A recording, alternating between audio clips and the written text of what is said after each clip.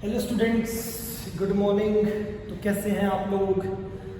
I hope सभी लोग बहुत बढ़िया हैं और अपनी फिज़िकल फिटनेस के ऊपर बहुत बढ़िया तरीके से, अच्छे तरीके से कंसंट्रेट कर रहे हैं, अपने आप को फिट रख रहे हैं। देन ट्राई, अपने लोगों ने अभी फिज़िकल लिया है तो कोशिश करें, try to do your best कि आप फिट रहें, प्लस फैमिली के 90% लोग जो हैं आप लोगों के साथ फिट रह सकें। आप उनको these types of physical activities के अंदर इंक्लूड करें ताकि वो लोग आप लोगों के साथ कुछ अपनी तरफ से कुछ बेनिफिट जो महसूस करें कि आपने फ़िज़िकल लिया है, तो उन लोगों को लगे कि फ़िज़िकल के अंदर आपको काफ़ी कुछ नई चीज़ सीखने को मिल रही है जिसका बेनिफिट फैमिली को भी मिल रहा है। आप लोग तो ले ही रहे हो, तो थोड़ा सा इस चीज़ को सीख के और फैमिली को सपोर्ट करें, प्लस उनको कुछ सिखाने की, बताने की और कोशिश करें ताकि उन लोगों को भी अच्छा लगे कि आप लोग कुछ अच्छा कर रहे हैं। That today we are discussing about the unit number 6 जिसका नेम है physical activity and leadership training. सबसे पहले हम बात करेंगे फर्स्ट 2 वर्ड्स पे, physical activity, then after that we are talking about the leadership training. Then physical activity का क्या मतलब होता है कि हमारी हेल्थ को इन्हांस करने के लिए, मूव करने के लिए जिन एक्टिविटीज़ में अपन पार्टिसिपेट करेंगे, these types of the activities are the physical activity. और ज़्यादा डिटेल में बात करें, एक सिंपल सी अगर मैं बात करूं, अगर आप हाउस होल्ड का कोई भी वर्क करते हैं ना, फिजिकल एक्टिविटी का सबसे बढ़िया एग्जाम्पल है। फॉर एग्जाम्पल, अगर आप घर में पोछा लगाते हैं, झाड़ू लगाते हैं, बर्तन साफ़ करते हैं, अगर पंखे उनके साफ़ करते हैं, फैंस वगैरह क्लीन करते हैं, तो ये जो बड़ा एग्जाम्पल है ना, इससे बढ़िया एग्जाम्पल फिजिकल एक्टिविटी का और कोई एग्जाम्पल हो नहीं सकता। अदरवाइज हम बहुत सारे ऐसे एग्जाम्पल्स ले सकते हैं, जैसे फॉर एग्जाम्पल की मैं बात करूँ, dancing, swimming, participating in yoga exercises, yoga nidra and other these types of exercise like aerobics, anaerobics. कितनी भी एक्सरसाइज को आप इंक्लूड कर लें, लेकिन जो हाउस होल्ड वर्क का जो फिजिकल एक्टिविटी है ना, उसकी बराबरी हम नहीं कर सकते। तो हम इसको थोड़ा सा डिटेल में अगर बात करें, तो सबसे पहले मैं इसका जो इंट्रोडक्शन है वो एक्सप्लेन कर देता हूँ आपके सामने कि इसका इंट्रोडक्शन क्या है। जो हमारा NHHS जो डिपार्टमेंट है वो क्या कहता है, NHHS का मतलब होता है national and health of human being service. इसकी अगर बात करें कि इंट्रोडक्शन ऑफ फिजिकल एक्टिविटी की अगर अपन बात करें डिटेल में कि फिजिकल एक्टिविटी क्या है, कि physical activity is defined as any bodily movement produced by the skeletal muscles. कोई भी मूवमेंट को जो प्रोड्यूस कर रहा है हमारी बॉडी, हमारी स्केलेटल, हमारी बोन्स, हमारा स्ट्रक्चर, हमारा ढांचा, जो उस चीज़ को प्रोड्यूस कर रहे हैं एक्टिविटी के अंदर पार्टिसिपेट करने के लिए हमें रेनफोर्स कर रहा है, वो आपका फिजिकल एक्टिविटी के अंदर काउंट होगा। दैट रिक्वायर्स एनर्जी एक्सपेंडिचर, और इसके लिए हमें सबसे ज़्यादा रिक्वायर्ड किस चीज़ की होगी, हमारी बॉडी के अंदर एनर्जी की रिक्वायरमेंट होगी। Then it in the other words, physical activity is any body movement that works our muscles and required more energy than resting. Physical activity can also be defined as any movement of the body that required energy expenditure। बार बार एक word use कर रहा है, energy expenditure. Body की किसी भी तरीके से, किसी भी मूवमेंट के अंदर, किसी भी तरीके की एक्टिविटी के अंदर पार्टिसिपेट करने के लिए, मूवमेंट के लिए, मूवमेंट बहुत ज़्यादा इंपॉर्टेंट होती है, ज़रूरी होती है, और मूवमेंट के लिए बॉडी के अंदर एनर्जी का प्रोड्यूस होना बहुत ज़्यादा ज़रूरी होता है। एनर्जी हमारी बॉडी को मूव करने के लिए हमें इन्फोर्स करती है। Then in fact these includes any motion one performs throughout the day excluding a sitting still or laying down। Physical activity simply means any movement of the body that uses energy। किसी simple एक line के अंदर इसने ख़त्म करने की कोशिश की है कि फिजिकल एक्टिविटी को आप क्या समझें। फिजिकल एक्टिविटी को आप ये समझें कि आपकी बॉडी को मूव करने के लिए आपको एनर्जी का यूज़ करना है, और आपकी बॉडी तभी मूवमेंट करेगी जब एनर्जी का यूज़ करेंगे। एनर्जी का यूज़ करेंगे, मूवमेंट करेंगे, तो हम उसको फिजिकल एक्टिविटी का नाम दे देंगे। Then walking, gardening, climbing the stairs, playing any game, dancing, running, swimming, yoga. और लास्ट में ये लाइन इसने लिखी है जो हमने स्टार्टिंग के अंदर डिस्कस की थी कि cleaning the house can be considered the best example. Cleaning the house considered the best example of physical activity. Then according to Department of HHS DHHS department of health and human service, ये क्या कहता है कि physical activity generally refers to movement that enhance health, हमारी health को enhance करना ही एक फिजिकल एक्टिविटी है। Indeed physical activity occurs when your muscle contract to make your body move, आपकी मसल कॉन्ट्रैक्शन देती है, मसल पावर जो एक्सर्ट करती है आपकी बॉडी को मूव करने के लिए। It is more significant for us to know the difference between exercise and physical activity. In fact, exercise is a type of physical activity. Exercise जो है वो type of physical activity है, but every physical activity is an exercise. लेकिन जो हर एक physical activity है वही हमारी क्या है, exercise है। As a matter of fact, exercise is a planned, exercise जो है वो प्लान्ड होती है, प्री प्लान्ड होती है। अगर हमें पुशअप्स लगाने हैं तो पहले हम सोचेंगे कि हमें पुशअप्स लगाने हैं, इस बारे में हम सोच चुके हैं। अब अगर हमें पानी पीना है तो हम पहले से नहीं सोचेंगे, जस्ट हमें सामने खड़ा जब वॉकिंग करके गए, पानी पी लिया, फैन ऑन कर दिया, टीवी का रिमोट ऑन कर लिया, जस्ट हम खड़े हो गए, वॉशरूम चले गए, जस्ट हम खड़े हो गए, स्टेयर से नीचे आ गए, ऊपर चले गए, न्यूज़पेपर उठा के न्यूज़पेपर पढ़ने लग गए, किचन में गए, कुछ खाना लिया, खाए, वापस आ गए, बैठ गए, हैंड वॉश करने चले गए, या किसी भी एक्टिविटी के अंदर पड़ा, ये प्री प्लान्ड कुछ भी नहीं है इसके अंदर। लेकिन अगर आप फिजिकल एक्टिविटी के अंदर अगर आप पार्टिसिपेट करते हो तो वो प्लान्ड है आपके लिए, ठीक है। And repetitive activity for the purpose of enhancing और maintaining the physical fitness and health, it is actually a sub category of physical activities. अगर हम बात करें नेक्स्ट इसके अंदर कि टाइप्स ऑफ फिजिकल एक्टिविटी जो है, हमारे लिए ध्यान रखने वाली बात है बेटा, टाइप्स ऑफ फिजिकल एक्टिविटी, जिसके अंदर सबसे फर्स्ट जो फिजिकल एक्टिविटी है हमारी, उसकी अगर हम बात करें, सबसे पहली है लाइफस्टाइल फिजिकल एक्टिविटीज़, हमारी लाइफस्टाइल को इन्हांस करने के लिए, यानी कि सबसे पहली जो बताई है इसमें lifestyle physical activities. Lifestyle physical activities की बात करें तो पहले मैं आपको इसका पूरा एक्सप्लेन कर देता हूँ, उसके बाद में इसको आपको वर्बली एक्सप्लेन करता हूँ कि लाइफस्टाइल फिजिकल एक्टिविटीज़ क्या है। कि lifestyle physical activities are those activities which are performed by us because these are the part of our daily life. These activities include walking to school और working place.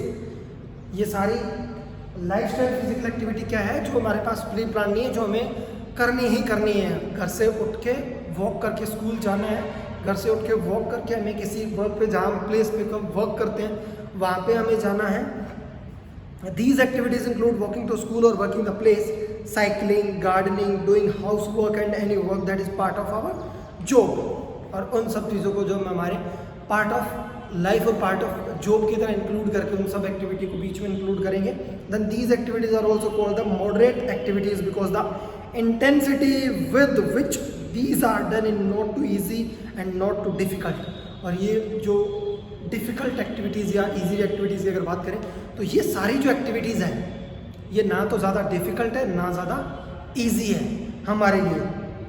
Because adult should do these activities for at least 30 minutes or more each day. These activities reduce the risk of disease and maintain the healthy body weight. Lifestyle physical activities or moderate activities are sometimes called lifetime activities because one perform these activities during teens, adulthood and so on. Generally इन सब activities के अंदर बहुत पहले से ही हम participate करने लग जाते हैं और रेगुलरली जो है वो पार्टिसिपेट करते हैं। यानी कि आप जो भी रेगुलरली आप किसी एक चीज़ के अंदर अपने आप को इंक्लूड कीजिए कि आपको गार्डनिंग करनी है, घर के काम में अपने को हाथ बंटवाना है, पैदल स्कूल जाना है, पैदल स्कूल से वापस आना है, प्लस हम जहाँ जॉब करते हैं वहाँ पे जाना है। इस तरह की जो हमारी लाइफस्टाइल की जितनी भी एक्टिविटी, साइकिलिंग करना, गार्डनिंग करना, डांस करना, स्विमिंग करना, ये सारी आपकी लाइफस्टाइल की जॉब की तरह एक्टिविटीज़ जो है ये आपको पार्टिसिपेट करने के लिए मोटिवेट करती है। और ये करने से teens, adulthood and so on सारी चीज़ें जो है, सारी कैटेगरीज जो है वो हमें फिट और एक्टिव रखने में हमारी हेल्प करती है। उसके बाद हमारे पास नेक्स्ट आता है कि वाइग्रोस फिजिकल एक्टिविटीज़।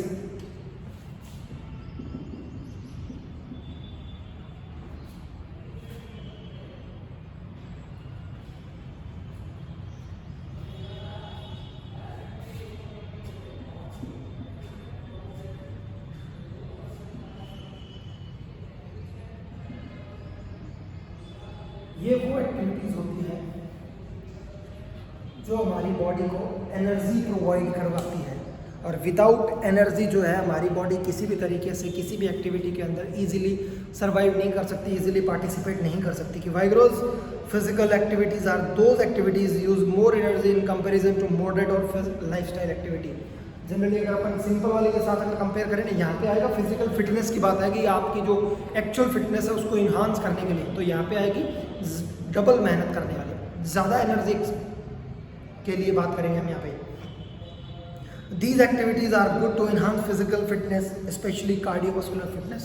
और कार्डियोवास्कुलर फिटनेस ही हमारी फिटनेस को इम्प्रूव करने का सबसे पहला जो कंपोनेंट है या जो पहला जो स्टेप है वो हमारी कार्डियोवास्कुलर फिटनेस को इम्प्रूव करना है, हमारे हार्ट को मजबूत करना हमारे लिए। कि these activities also provide the health benefits that are the equal those derived to moderate और लाइफस्टाइल एक्टिविटीज़।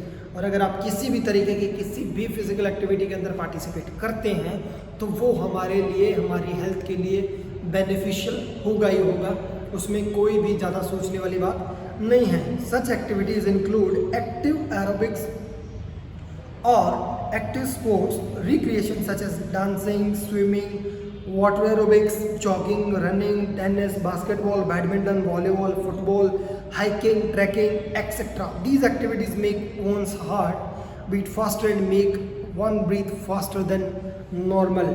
और अगर हम football, hockey, volleyball, hiking, road climbing, water polo, these types of games के अंदर जब हम पार्टिसिपेट करेंगे तो हमारी ब्रीदिंग जो है वो बहुत ज़्यादा फास्ट स्पीड में चलेगी। अब धीरे धीरे हम उसकी कैपेसिटी को इतना इंक्रीज़ कर लेंगे, इतना मजबूत कर लेंगे, इतना अच्छा कर लेंगे कि नॉर्मल एक्टिविटीज़ के अंदर जब अपन परफॉर्म करेंगे ना बेटा, तब उन एक्टिविटीज़ के अंदर हम बिल्कुल भी किसी भी चीज़ को फील भी नहीं करेंगे और एक्टिवली हम उस एक्टिविटी के अंदर पार्टिसिपेट भी कर लेंगे और हमें पता भी नहीं चलेगा। देन द नेक्स्ट वन आता है कि आपकी muscle strengthening physical activity. Types की बात कर रहे हैं यहाँ पे। Muscle strengthening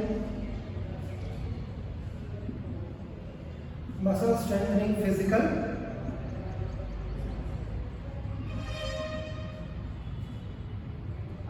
muscle strengthening physical activities के अंदर आप जिमिंग जो होता है, जिम जो करते हैं अपन, जिमिंग से रिलेटेड आप सारी एक्टिविटीज़ को उसके अंदर इंक्लूड कर दीजिए। हम जिम क्यों जाते हैं? मसल पावर को गेन करने के लिए जाते हैं। तो मसल की लिए बात कर रहे हैं कि मसल स्ट्रेंथ को बढ़ाने के लिए जो एक्टिविटीज़ के अंदर अपन पार्टिसिपेट करते हैं वो सारी किस्में काउंट होंगी, वो मसल स्ट्रेंथनिंग फिजिकल एक्टिविटीज़ के अंदर। डिटेल में बात करेंगे these activities build up strength. इसके अंदर जो भी एक्टिविटी के अंदर पार्टिसिपेट करेंगे वो हमारी स्ट्रेंथ को क्या करेगी? बिल्ड करेगी, बढ़ाएगी। दीज इंक्लूडिंग लिफ्टिंग वेट्स, और ये लिफ्ट वेट अपन क्या करते हैं? जिमिंग में ही करते हैं। Pushups on the floor, situps, working with resistance band, pilates etcetera. तो these types of the exercises are included through the gyming also. Then next हमारे पास जो सबसे लास्ट इसका टाइप आता है वो होता है flexibility enhancing physical activities. Last one part है इसका flexibility enhancing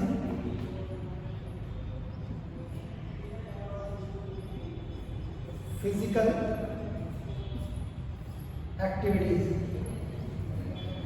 We have total 4 types of physical activities। Generally first one था हमारा lifestyle physical activities, second था vigorous physical activities, then the third one is muscle strengthening physical activity, और last हमारा है flexibility enhancing physical activities. और flexibility को enhance करने के लिए सबसे पहला जो हमारा पार्ट होता है वो क्या होता है कि range of the movements of the joints. हमारे जो जॉइंट्स होते हैं उनकी रेंज को मूव करके कितना ज़्यादा हम स्ट्रेच करके और उनकी स्ट्रेचिंग को और ज़्यादा कितना बढ़ा सकते हैं, फैला सकते हैं, और ज़्यादा कितना इम्प्रूव कर सकते हैं। इसके रिलेटेड जो स्पेशल जो एक्सरसाइजेज वगैरह होती है, स्पेशल जो इंक्लूडिंग एक्सरसाइज वगैरह होती है वो इसके अंदर बता रखी है इसमें कि these physical activity ensure a good range of movement in the joints। These included stretching, pilates and yoga etc। तो ये सारे जो टाइप्स थे वो हमारे क्या थे? Types of physical activity. अब मैं आप लोगों के सामने सेकंड बेस पे चलता हूँ। किसका इंट्रोडक्शन दूंगा मैं आपको? अब मैं आपको इंट्रोडक्शन दूंगा, introduction to leadership. Introduction to leadership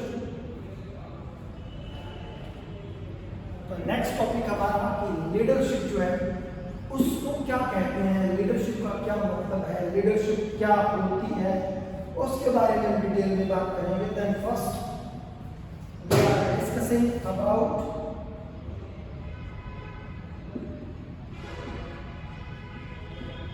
introduction to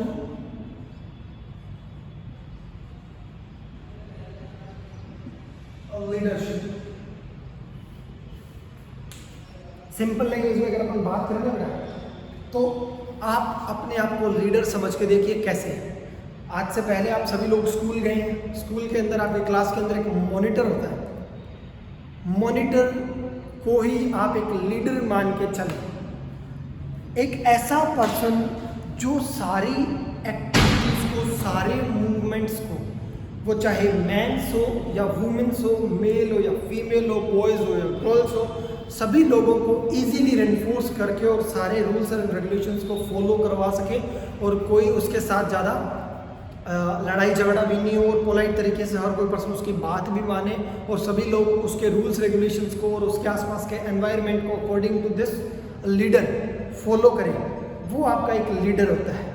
और ज़्यादा डिटेल में अंडरस्टैंडिंग के लिए मैं आपको इसका इंट्रोडक्शन पढ़ा देता हूँ कि बुक इसके बारे में क्या कहती है कि it is well known fact that no two individuals are alike. और सभी को पता है कि कभी भी जिंदगी में दो पर्सन्स बिल्कुल एक जैसे 101% जो है एक जैसे कभी नहीं हो सकते। कुछ न कुछ सभी के अंदर आपस के अंदर डिफरेंसेस जो है वो क्लियरली शो होते हैं हमें। There is always a degree of difference among the individuals in term of, और किस किस चीज़ों की जो डिफरेंसेस होते हैं वो देखिए, क्वालिटी, एप्टीट्यूड, स्किल्स एक्सेट्रा। और ये तीन चीज़ ही होती है जो हर एक पर्सन को दूसरे पर्सन से यूनिक बनाती है, जिसके अंदर बात करें क्वालिटी, एप्टीट्यूड और स्किल्स। उसके बाद आता है कि these individuals differences force people to adopt the path of a leader or path of two followers.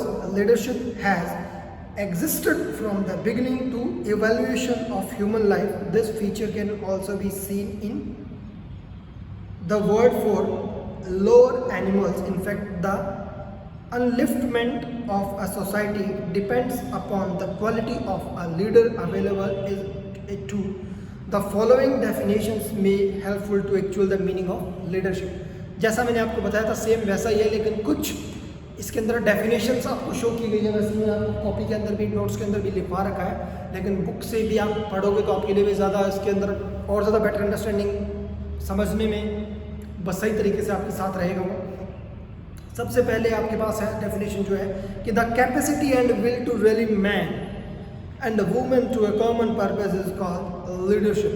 एक ऐसे कैपेसिटी बंदे के अंदर होना जो सभी के साथ रह के कॉमन पर्पस के लिए दोनों को इंक्लूड करके और एक साथ पार्टिसिपेट करवा सके, एक साथ सर्वाइव करा सके विदाउट एनी डाइवर्जेंस, तो वो आपका एक लीडरशिप हो गया। सेकंड आपके पास आता है कि leadership is the behaviour of affects that the behaviour of people more than their behaviour affect there of the leader. वो सबके बिहेवियर को अपने बिहेवियर के साथ कंपेयर करके और अपने बिहेवियर को सबसे ऊपर रखे और दूसरों के बिहेवियर को आपस के अंदर जोड़ के और अपने कैंपेनिंग को आगे बढ़ा सके। बहुत ज़्यादा बिहेवियर हो रहा है, आपके पास 2-3 डेफिनेशंस हैं, आप choose any one according to your choice, जो आपको इजी लगे समझने में, पढ़ने में और लिखने में और रिमेंबरिंग के लिए, तो वो चीज़ आप याद कर सकते हैं। नेक्स्ट वन आपके इसके अंदर आता है इन सिंपल वर्ड्स लीडरशिप में defined as the quality of a person to lead other in the various facts of life. In simple words leadership में भी defined the quality of a person, quality के through ही किसी member को, किसी person को जो है वो उसको लीडर बनाया जा सकता है to lead other the various facts of life. और वो उस पर्सन को जो है वो लीड करेगा, तो दूसरे के साथ अगर उसको कंपेयर करेंगे तो उनको बढ़ाने में, उनकी हेल्प करने में। उसके बाद अपन बात करते हैं कि एक जो लीडर होता है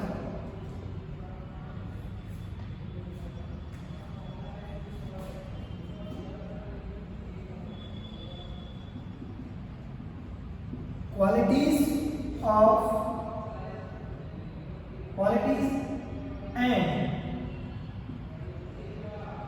role of a leader। Qualities को और रोल को हम एक साथ कंपेयर करके चलेंगे, एक साथ लेके चलेंगे और वो कौन कौन से रोल और क्वालिटीज़ होती है एक लीडर के अंदर, उनके बारे में हम डिटेल में थोड़ा सा डिस्कस करते हैं। सबसे पहले जो क्वालिटी है उसके अंदर कि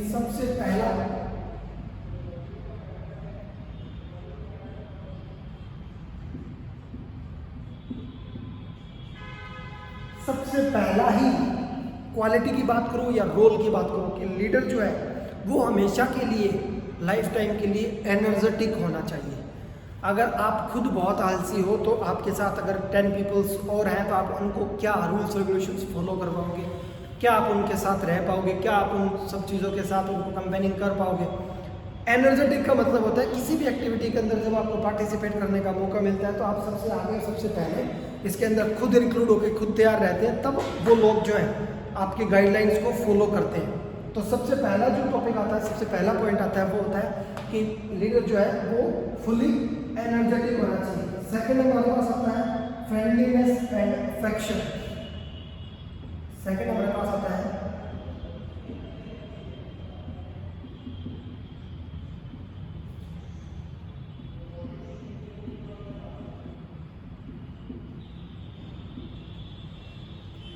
friendliness and affection.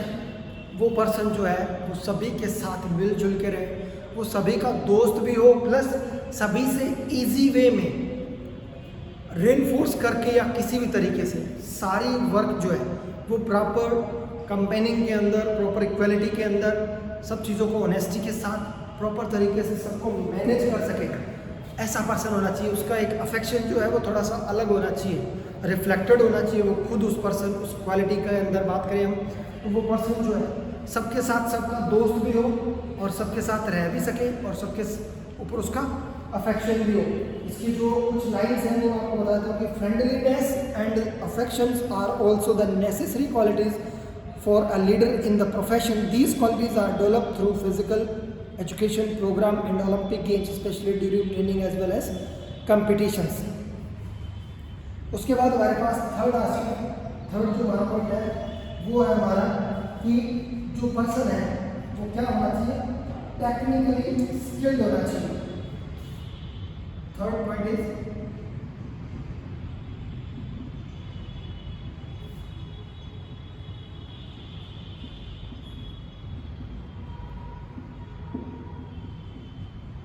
Technically skill के अंदर क्या है कि a leader in the field of physical education should be technically skilled, should be an expert in his discipline and specialization।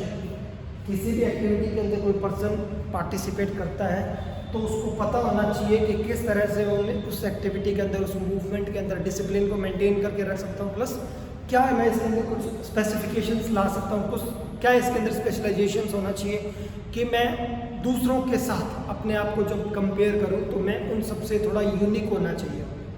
Leader जो होता है सबसे डिफरेंट ही शो होता है पूरे ग्रुप के अंदर, वो चीज़ें उसके अंदर, वो क्वालिटी उसके अंदर हमेशा होनी चाहिए कि वो टेक्निकली जो है उसको सारी स्किल्स के बारे में अच्छे से नॉलेज हो, प्रॉपरली वो उनके अंदर परफॉर्म भी कर सके, प्लस दूसरों से परफॉर्म करवा भी सके, प्लस डिसिप्लिन भी मेंटेन करके रख सके।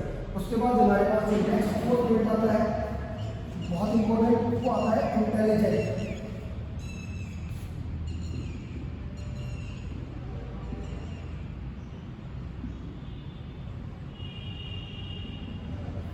हमारा जो लीडर है वो बहुत ज़्यादा इंटेलिजेंट होना चाहिए। जब हम सारी इतनी एक्टिविटीज़ के अंदर सारे इतने उसके रूल्स रेगुलेशंस देखेंगे, सारी उसकी क्वालिटीज़ को चेक करेंगे, सारी उसकी स्किल्स को चेक करेंगे, तो जनरल सी बात है कि किसी पर्सन को हम इंटेलिजेंट ही मान के उसको सारी चीज़ों को फॉलो करवाएंगे। और जब हम उसको एक लीडर बनाएंगे तो सबसे पहले क्वालिटी हम उसके अंदर यही देखेंगे, तभी हम उसको एक लीडर बनाएंगे कि वो ऑलमोस्ट इंटेलिजेंट है या नहीं। जैसे आप लोगों ने देखा है क्लास के अंदर आपके मॉनिटर होता है, तो मॉनिटर उसी को बनाया जाता है जो क्लास में सबसे ज़्यादा डिसिप्लिन में रहता है और सबसे ज़्यादा इंटेलिजेंट होता है हर एक सब्जेक्ट में, हर एक अकॉर्डिंग टू डे। देन इसके अंदर इंटेलिजेंस की बात अगर करें कि किसी भी तरीके की कोई टर्म्स एंड कंडीशंस उसके अंदर अप्लाई करनी हो हमारे ग्रुप के अंदर, तो वो इजीली उनके ऊपर अपना जो है रिजल्ट शो कर सके और इजीली टेक ऑफ कर सके इन चीज़ों से, इजीली सबके ऊपर अपना प्रेशर के साथ सबको मना भी दे और सारे लोग उसके पीछे उन एक्टिविटीज़ में पार्टिसिपेट भी करें। एकदम से जस्ट कोई उन्हें अगर अपने को कोई डिसीजन लेना हो, डिसीजन मेकर होना चाहिए। अगर हमें एकदम से कोई डिसीजन लेना हो तो वो झट से डिसीजन लेने के लिए तैयार हो, और डिसीजन क्या लेना है, कैसे लेना है, उसको ये भी नॉलेज हो, तो वो उसके लिए बहुत ज़्यादा इम्पोर्टेंट हो जाता है। नेक्स्ट आपके पास आता है बहुत ज़्यादा पर्सन जो है वो क्या होना चाहिए,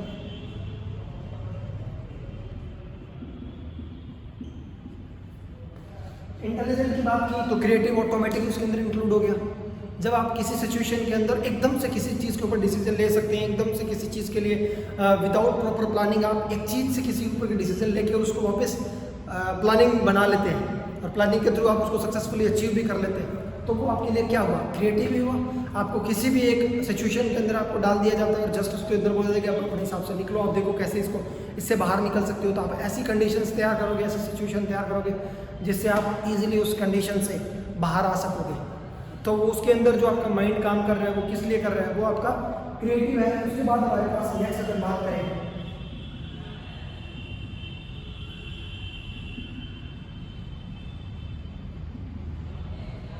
टीचिंग स्किल्स जो है उस पर्सन के पास अच्छी होनी चाहिए। टीचिंग स्किल की बात करें, क्लास के मॉनिटर की बात करें, अगर कोई बाई मिस्टेक टीचर क्लास में लेट आता है या टीचर जो है एब्सेंट होता है, उसकी क्लास जो है वो बिल्कुल खाली जाती है, तो उस टाइम क्या होता है कि बच्चे के पास टीचिंग स्किल होना चाहिए कि वो पूरी क्लास को मेंटेन करके रख सके, डिसिप्लिन में रख सके। वो सभी को चुप रहने के लिए बोलेगा, अगर वो सारे सब के सब बिना किसी काम के बैठे, कोई एक्टिविटी में पार्टिसिपेट नहीं कर रहे, कुछ पढ़ नहीं रहे हैं, तो वो बार बार बात करेंगे। तो वहाँ पे अगर उस पर्सन के पास अगर टीचिंग की स्किल होगी तो उन लोगों को इजीली इसके अंदर इंक्लूड करके वो कुछ ना कुछ इसके अंदर बताता रहेगा और उनको पार्टिसिपेट भी इसमें करवाता रहेगा। इसके बाद हमारे पास आता है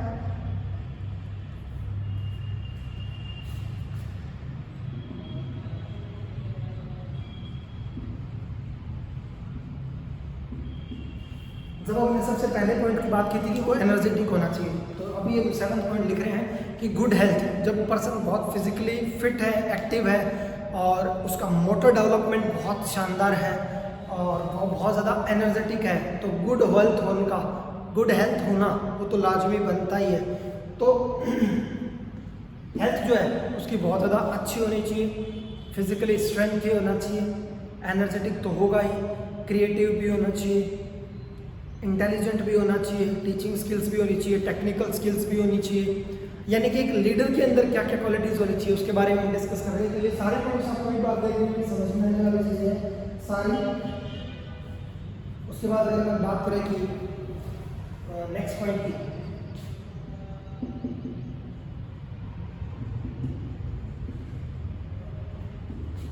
लॉजिकल डिसीजन मेकर।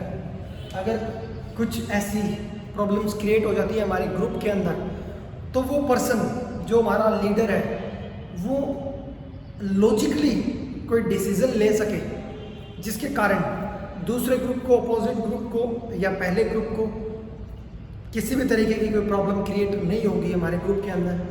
वो जो है इस तरह का लॉजिकली डिसीजन लेगा कि वो सभी उसके साथ सेटिस्फाई हो, सभी को लगे कि हाँ ठीक है, ये एक जेन्युइन तरीके से लिया गया डिसीजन है।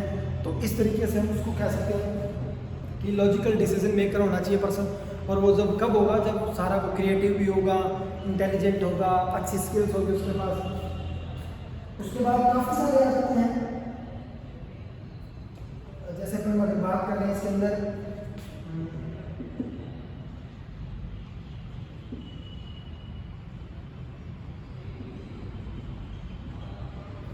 गुड कम्युनिकेटर होना चाहिए, हाई कोऑपरेबिलिटी होनी चाहिए,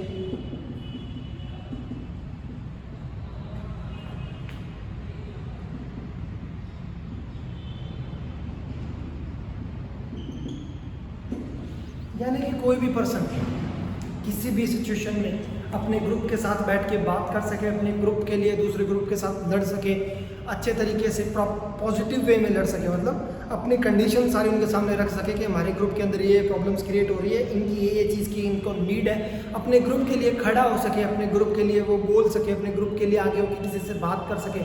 ऐसा वो कम्युनिकेटर होना चाहिए, किसी से घबराना नहीं चाहिए, कि सबके सामने सबके साथ पॉजिटिवली वो बात कर सके। तो ये सारी जो चीज़ें हैं मैंने आपको 10 पॉइंट लिखवा दिए हैं, लेकिन आप इसके थ्रू आप कितने ही पॉइंट्स जो है वो आप इंक्लूड कर सकते हैं। ज़रूरी नहीं कि आपको जो बुक में से जो यहाँ से मैं पढ़ा रहा हूँ आप सिर्फ वही पॉइंट्स लिखो। इसके अंदर आप लिख सकते हैं कि डेडिकेशन टू डिटर्मिनेशन बंदा होना चाहिए, इंटरेस्ट इन रिसर्च, वो बंदा कोई भी चीज़ को नई चीज़ों को तैयार कर सके। देन अगर हम बात करें उस बंदे के अंदर मोबिलिटी और लॉयल्टी भी होनी चाहिए कि बंदा लॉयल होना चाहिए किसी भी एक्टिविटी के अंदर। तो इस तरीके से हम किसी भी तरीके से हम उसके अगर क्वालिटीज़ की बात करें तो वो हमारे लिए सबसे ज़्यादा इम्पोर्टेंट है। इसके बाद जो हमारे पास जो नेक्स्ट जो टॉपिक आएगा वो टॉपिक आएगा हमारे पास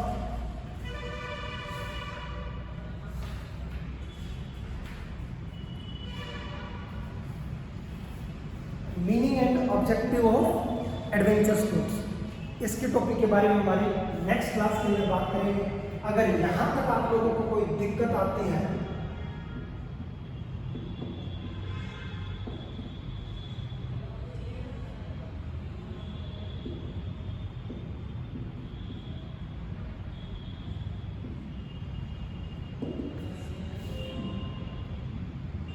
तो आप मुझसे कभी भी कांटेक्ट कर सकते हैं, ये मेरा नंबर है। इसके अलावा किसी भी टॉपिक को आपको दोबारा चाहते हो कि आपको लगे कि सर इसकी वीडियो जो है आप दोबारा बना दीजिए, थोड़ा अच्छा लगेगा, थोड़ा और ज़्यादा डीप में बता दीजिए, या कुछ भी कहीं भी किसी भी कंडीशन में आपको प्रॉब्लम लगे या किसी भी टॉपिक के अंदर आपको दिक्कत हो, किसी भी टॉपिक की आपको वीडियो चाहिए हो या किसी भी अदर टॉपिक के ऊपर आपको वीडियो बनवानी हो या चाहिए हो तो आप मुझसे कांटेक्ट कर सकते हैं। इस नंबर पे मुझे टेक्स्ट कर सकते हैं। प्लस एक्सरसाइजेज से रिलेटेड भी कि आपको इस एक्सरसाइज के अंदर परफॉर्म करना है तो सर आप इसके अंदर थोड़ा परफॉर्म करके हमें शो कर दीजिए। तो ये सारी चीज़ें जो है आपको बहुत ईजिली मैं बता पाऊँगा। सो thanks for the joining students, thanks for the watching. अपने इस यूट्यूब चैनल को सब्सक्राइब जरूर कर दें, आपको नोटिफिकेशन जो है वो मिलता रहेगा हमारी फिजिकल और थ्योरिकल दोनों पोर्शन का। So thanks for the watching students, good day, take care.